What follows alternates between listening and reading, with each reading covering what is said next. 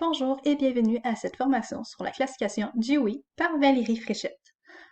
Voyons en premier l'ordre du jour. Nous allons voir les objectifs de cette formation, la classification et sa définition, l'origine de sa création, la structure et les parties qui la composent, les informations supplémentaires pour mieux comprendre le plan de classification et une petite conclusion. En premier, les objectifs. À la fin de cette formation, vous serez en mesure de connaître ce qu'est la classification, comprendre l'origine de la classification Dewey, comprendre son fonctionnement et reconnaître les différentes parties qui la composent.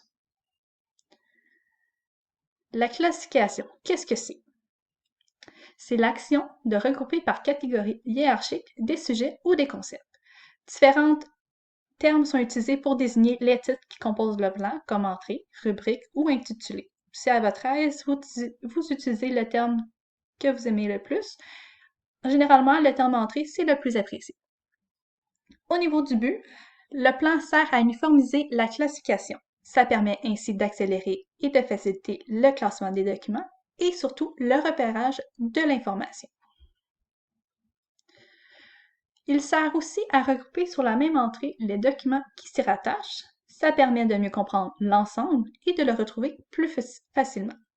On parle de regrouper sous la même entrée en nommant des domaines du savoir auxquels ils se rattachent. Les domaines du savoir sont la philosophie, la religion, les sciences sociales, les langues, les sciences pures, les techniques, les beaux-arts et les loisirs, les littératures, la géographie et l'histoire. À tout ça, une classe généralité est ajoutée pour les documents qui ne se rattachent pas nécessairement à un domaine du savoir. Le plan est construit de sorte à aller du sujet le plus général au plus spécifique et pour identifier les différents sujets, une indentation est faite pour la hiérarchie. Chaque entrée possède un indice de classification unique qui sert à l'identification des documents et c'est cet indice-là qui permet d'identifier le classement physique des documents sur les rayons. Donc ici, vous avez un exemple d'indice. Donc dans le plan, vous voyez bien l'indentation. Vous avez le 581 qui identifie l'entrée, rubrique ou l'intitulé. Vous avez l'indice qu'on nomme aussi la cote à 581.63, qui est les plantes comestibles et plantes médicinales. Le petit point ici va être expliqué un petit peu plus loin, mais ça reste un signe de ponctuation. L'origine de sa création. La classification décimale de Dewey est créée en 1897 par Melville Dewey, qui est un bibliographe américain. Et à la base, elle est créée pour organiser les collections de la bibliothèque du Amherst College et avait une vocation encyclopédique et universelle pour classifier l'ensemble du savoir humain. Sa première publication comptait que 44 pages, ce qui est vraiment pas beaucoup. La récente version française date de 2015 et compte 4500 pages, donc on voit une bonne évolution. Aujourd'hui, la classification, elle est mise à jour tous les 7 ans par le Decimal Classification Editorial Policy Committee et elle est considérée comme la classification la plus utilisée à travers le monde puisqu'elle est traduite dans plus de 30 langues. La version française possède 2 versions. Vous avez l'intégrale à 4 volumes et la version abrégée à un seul volume. La différence, dans le fond, c'est dans son utilisation. Tout dépend de l'ampleur de la collection du milieu. Ici, nous avons utilisé la version à 4 volumes pour adapter le plan pour le monastère des Augustines. Donc, la CDD, classification décimale de Dewey, est un système visant à classer l'ensemble du fonds documentaire d'une bibliothèque. Au niveau des principes généraux, donc, un document est classifié par sujet principal. Un document peut être ainsi classifié à la cote correspondant le mieux au sujet du document, même si ce n'est pas l'entrée la plus précise. Le 0 permet de classer les ouvrages généraux, 110, 120, 130, etc. Il n'est pas possible de classer au niveau des grandes classes. La codification est décimale, vous l'avez remarqué un peu plus tôt, elle utilise la base de 10. Il faut considérer chaque tranche de 100, de dizaines et d'unités. Le point n'est qu'un signe de ponctuation pour rendre la cote plus claire visuellement. Pour le milieu, nous avons adapté la cote à 2 chiffres après le point pour éviter les cotes trop longues. La structure. Chaque niveau est identifié par une indentation pour faciliter la visualisation du plan.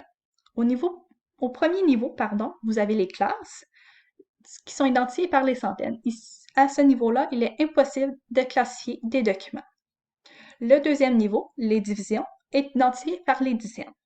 Et à partir de ce niveau-là, vous pouvez classer les documents que vous voulez.